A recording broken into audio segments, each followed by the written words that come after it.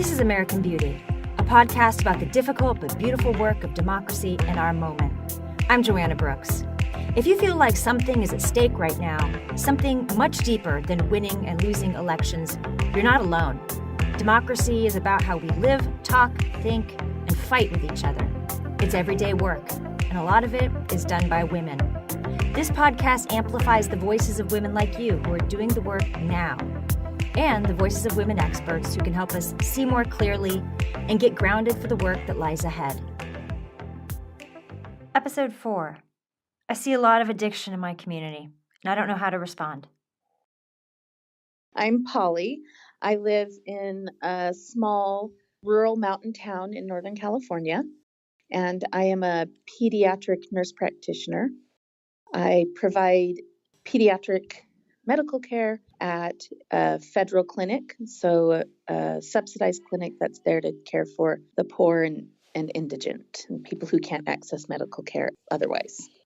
Like many people who work tough jobs, Polly has a beautiful laugh. Thank goodness I'm in lots of therapy. I've been doing years of therapy before I had this job. For many years, Polly worked in the suburbs of a large Northern California city, seeing mostly middle-class and upper-middle-class clients with private insurance. Then she went home. Yeah, it's where my family's from and where my roots are, and I was tired of commuting and wanted to be back in the community where I live. Polly grew up in a variety of rural places across Northern California, from farm worker communities in the San Joaquin Valley to mountain towns in the Sierras. Most of my childhood, I was the minority in my classrooms because most everyone else was Hispanic, children of migrant workers or farm labor. And then there'd be a handful of us other kids. So that's where I grew up. And then in high school, moved up here. And it's a magical place to be a kid if you love the outdoors, So I grew up hiking all over and knowing the Sierras really well, and lots of backpacking trips and just lots of day hikes. And then being on the river is a big part of life here. Her small town sits on the homelands of the Miwok and Maidu people. Things changed in the 1840s when miners from Cornwall, England came. It was one of the bigger cities during the gold rush, actually. It was a lot bigger than it is now. And then mining was an active concern well into the 50s and 60s. There's a tremendous foundation of people whose families historically have made all their money from either logging or mining. And then came the hippies. We had a second wave of immigration during the 70s, the 60s and 70s. Right. So this was like the outpost for the summer of love and the hippie movement. I would say our county, we joke about it all the time. There's like 3 demographics, and one is like mountain mine people or loggers, and one is hippies who never left. There's a lot of those, and that's probably a third of our population is hippies, and then the other third is like rich retirees from the Bay Area. Right. So, Right. It's a funny combination. Marijuana pretty much replaced mining in the local economy. Everyone knows somebody who trims. Everybody knows somebody who pays for everything in cash. Most of the businesses in our community that sell any of those kinds of supplies, if you open their safe, it just is like reeks of pot-soaked cash. Like everything's like, it is not uncommon to get change and like your whole purse smells like pot for like 3 days because the person before you paid in pot cash. Huh. And so, how does it feel, the transition from gold mining to pot trimming? I mean, let's not pretend that gold was a clean industry. It involved a lot of genocide of Native people. Horrible. Genocide of Native people, of our environment. I mean, you can still go up. There's a state park right above our house that's where they hydro mined, where they just took water and washed whole mountains away. Right. And it's still, our water supply in our land is still poisoned by that. We still have arsenic and mercury and lead problems in our county because of all the mining. It's been tough sledding. As in other rural working class communities in the United States, opioid and meth hit Polly's town hard, and it now has some of the highest per capita overdose rates in the state.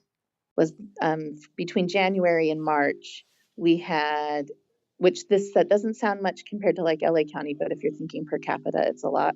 We had 18 ambulance calls for overdoses, and we had 4 deaths in 3. So that's 3 months.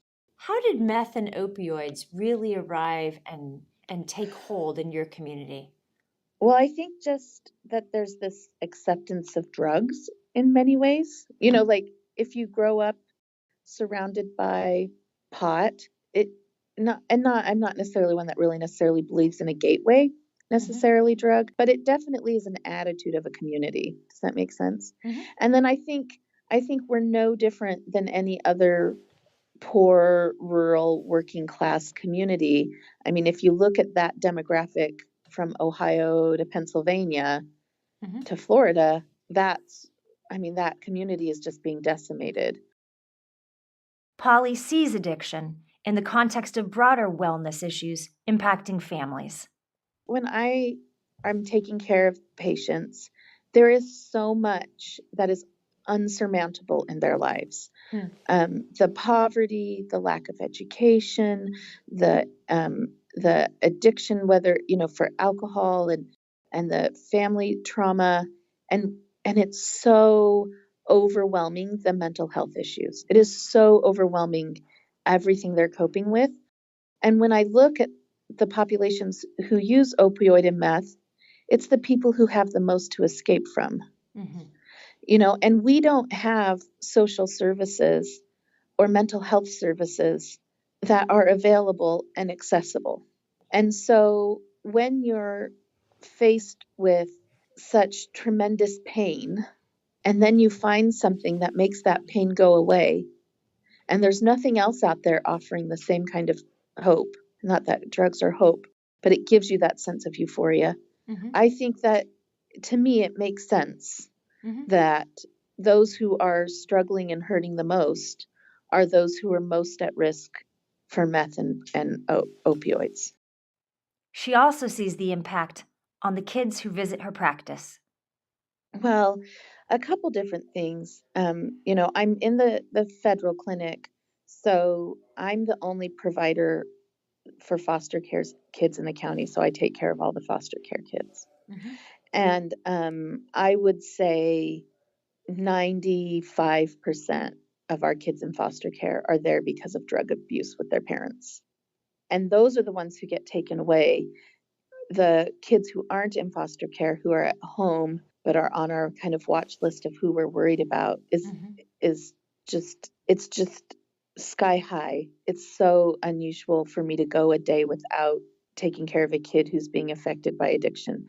And I would say, for example, today I'm kind of going through my list of patients in my head.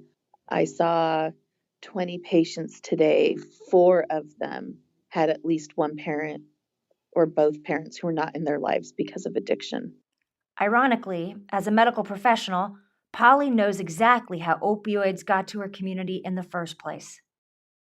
So I can remember being in nursing school and getting the JACO is like the big, the Joint Accreditation Committee. Yeah. So getting the big lecture about JACO coming and here's the things that they're using for quality measures. And the number one most important one is pain control. Well, that was the number one most important quality measure because the drug companies campaigned with JACO to get that to be a quality measure. And so that's where Big Pharma really came in, is the drug companies campaigned to JACO to have JACO make pain control and really paid for a lot of studies to prove that pain control was so important. And I can remember being taught, like in nursing school, like here I am, a little RN student in the ICU, that pain was number one, and you couldn't give somebody in pain too many opioids. And as long as they were having pain, they couldn't get addicted. Patients would get surveys. One of the key things they were asked to rate the hospital on was its ability to provide pain relief, and the hospital's answer to pain was drugs. The clinic I worked at for years was known as the easy hit, that was the place that you could get whatever you needed, that they weren't going to question too much. They scheduled patients I think were funded better now. In the past, they were funded very poorly and had to see so many patients. And, that was one of our quality measures, and it was an easy way to treat. The healthcare industry is working hard to change things now, Polly says. Lots of staff trainings on pain management, appropriate prescription protocols, signs of addiction. Doctors who haven't changed their ways have been let go, but overprescribing has left a lasting impact. Oh yeah, of course. Well, because if there's an over generous hand with prescriptions, if somebody has a broken leg and has a reasonable need for opioids, for one, we used to think that reasonable need lasted a lot longer and you needed more for that reasonable need. So if they really needed 3 days worth of opioids, we were writing for 3 weeks or 4 weeks, right? And so I say we as like medical people because I don't even You give count. opioids to kids with broken legs. But so we were writing for this prolonged period of time, not recognizing, and that research really has only gotten really good in the last 5 to 10 years. So that's kind of where we're starting to realize the problem because we're getting better and better research at what's needed for pain control. So if you think about it, someone goes home with a bottle and they only need it for 3 days, and then they've got 4 weeks left. Right. What do you do with that? And hopefully everyone would dispose of it responsibly. But in real life, somebody else in their house takes it, or they know somebody who likes it, and so they sell it to them, does that make sense? Of course. And so when there's this over generous version of prescribing, it leads to a community having better access to opioids. Polly believes that even more than economic stressors, mental health and access to mental health care stands behind the opioid epidemic. And she bases this not only on her clinical expertise, but on her experience with her own mother. My mother was certainly not working class. My mother's an addict, but she has severe mental health issues that were never treated. Her mental health problems were really peaking in the late 70s and early 80s. And in rural farming towns in California, there wasn't a lot of awareness of what she needed or what was even happening to her. And so she never got mental health care. And so even though she had none of the socioeconomic problems, quite the opposite kind of problems for her, substance abuse and addiction just came right along with those mental health things. So I think that that's so much, definitely I think the socioeconomic stuff plays into it, but I think mental health is a much bigger predictor. She brings that personal experience to work with her every day. I don't think there's that many people who are in that kind of professional class that these kids interact with who can look at them and be like, I get it. I know how much it sucks to have a parent who just disappears for 4 months on end, or I know what it's like to be in a house where there's plenty of drugs, but there hasn't been food for 3 weeks. I know what that's like. I get that. And for me to verbalize, I know what that's like to not know how to get food. Even though for me, it wasn't economic reasons. It was just I had a parent who was too high or strung out to bother getting food for her kids. And I was too young to know how to go get food myself, really. But to have someone who is in a professional class, who is successful, who, I've kind of overcome a lot of that. I think that's a wonderful thing for kids to have, for them to see the person who's taking care of them really gets what they're going through. She's especially mindful of the role of Child Protective Services in healthcare for children. I had a mom who we were reported to CPS all the time, so much so that she would have like CPS drills with us where she would sit us down and pretend to be a CPS worker and quiz us, and we had to know how to answer right so that they would leave us alone. Oh, Polly. Wow. It's horrible. And I can remember, like CPS workers coming to my school because somebody had called, I'm assuming a teacher or somebody or a neighbor. And yet it never went beyond an interview because I had been well trained how to respond. Polly credits her resilience to her family and her religion. My father is a well-meaning man, but not very emotionally available, and only took custody of us when we were finally I was in high school and we were like, we can't, we are going to die. You have to come and get us. But that was probably the 5th or 6th time we had asked for that. Until she was an adult, Polly says, the story her family told themselves about her mother's addiction was that everything was perfect, that her mom was fantastic and happy until the addiction became full-blown. She knows now that this is not true, not at all. There were deeply embedded, long-standing stressors and mental health issues that contributed to the addiction. Polly's ability to see her mother's addiction as part of a more complicated story has important implications for how we see opioid addiction overall. What if that's the story of America? I mean, it was wonderful. We all came here. We did so much better than the cold European places we came from. And then all of a sudden, opioids hit and we fell apart. I mean, maybe. It's been Well, and that's suffering the for thing, years. Yeah, opioids didn't come out of the blue. This isn't like a Right. problem, like socioeconomic divide isn't a new problem. Right. Racism isn't a new problem. This is just the current, and I would say even addiction isn't new. If you look at the Right. rates of alcoholism Absolutely. in the pre-turn of the century, this is not a new coping mechanism. We just are using different tools for the same purpose. That's a critical point. 2 of my uncles, my dad was one of 4 brothers, and 2 died from alcoholism. First generation of the working class, right? Yeah. Or my uncles were still working class folks, but how would it change the way we live together and the way we do politics if we acknowledge that addiction was the great American story? Oh, well, I think we'd have to acknowledge, which are we willing to do this? We'd have to acknowledge the pain of mental health. We'd have to acknowledge the addiction is the symptom of all the pain and injury underneath. And until we can look at that and really say, why are we sick? Why are we suffering? Why do we need to reach out for this false sense of peace? But our institutions and social systems aren't equipped to provide that kind of support.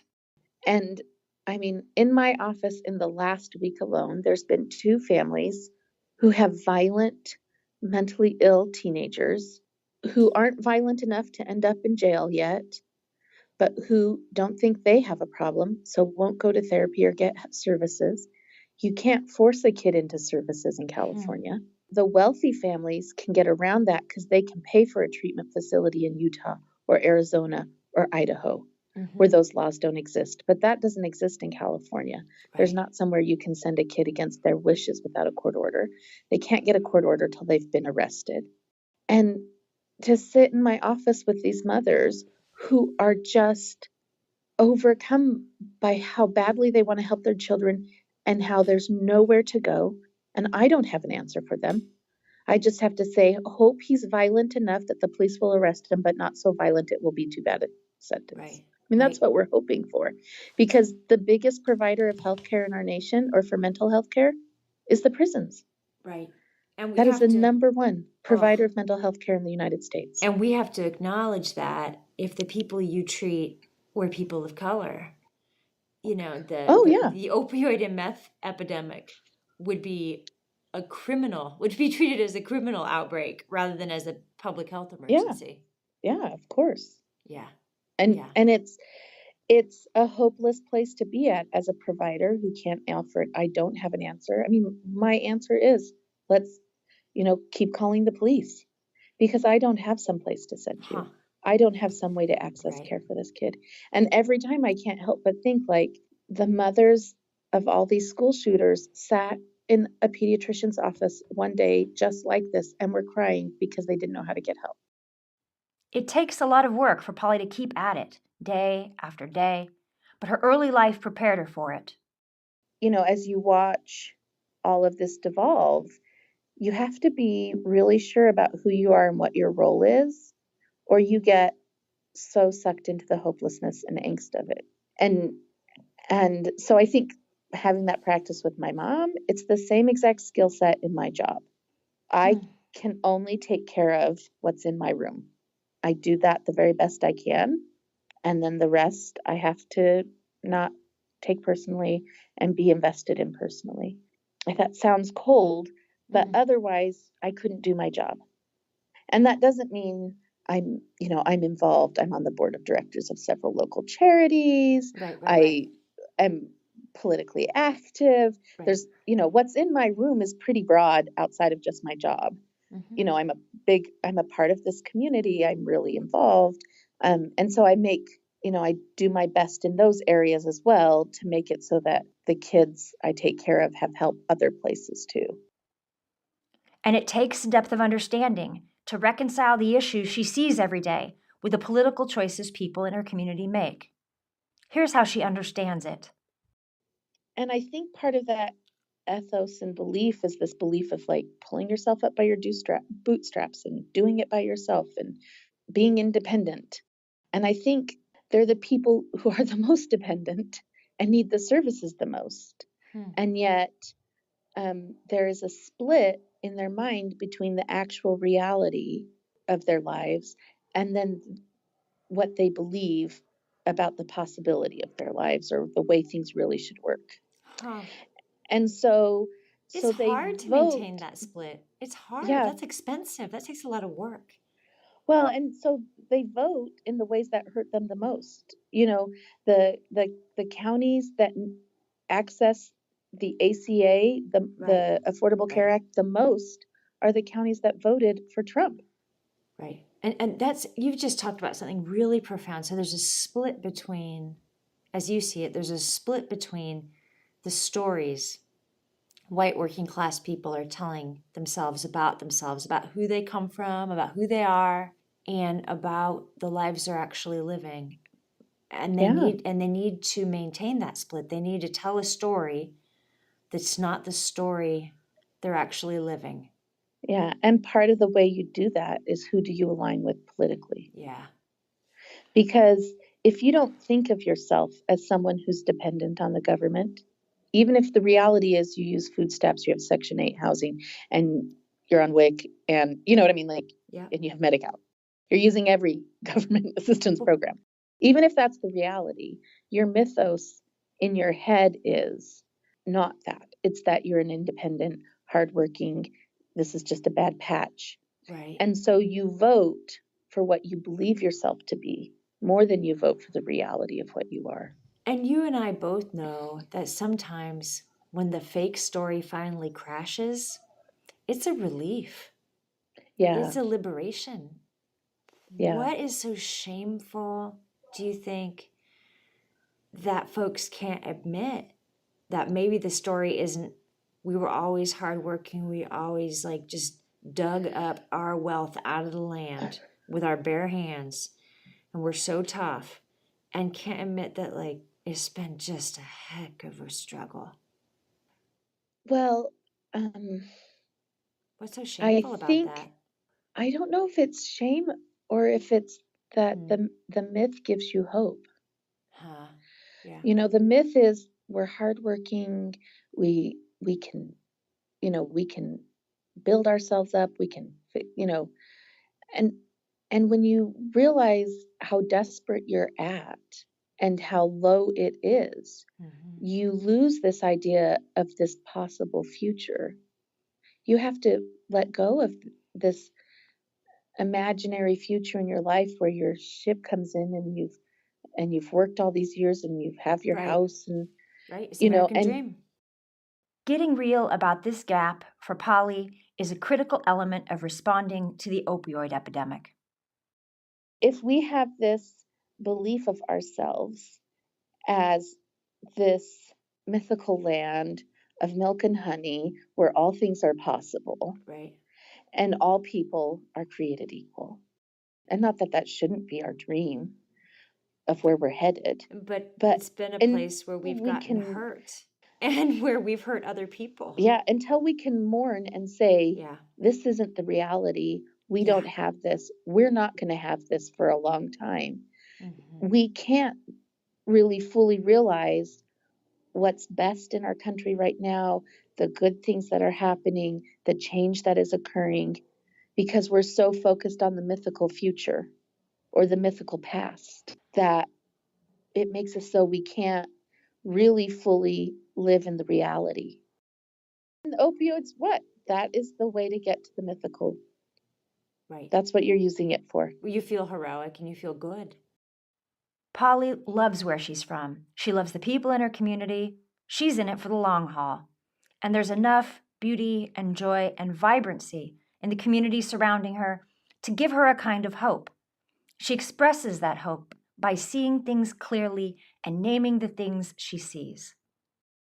And when we have, open eyes and can see ourselves for what's really where we're at and what's really ailing us as a country and as individuals, that's when you can start to grow and change. Mm-hmm. That's when you turn the corner, is when you let go of that myth and you look at the reality and say, okay, where are we going from here?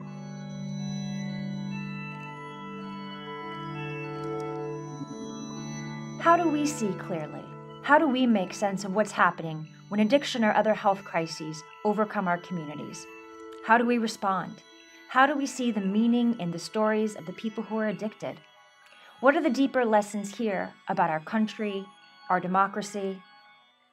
In part 2 of this episode, we'll talk to 3 women experts: an artist who has done amazing paintings of women addicted to crack in Detroit during the 1980s, a specialist in histories of LGBT community responses to the AIDS epidemic, and a scholar who understands the capacity for resilience and mobilization in Appalachia. They'll give us new ways to see addiction and other health crises, take lessons from them, and build them into our politics. This is American Beauty. I'm Joanna Brooks. Please stick with us. Subscribe, share, rate, and review today at iTunes. Follow us on Twitter and Insta @_Joanna Brooks. Check in at AmericanBeautyPodcast.com. Thanks to Rachel Taylor for sound production, K Studio for brand design, and to all the women doing the work.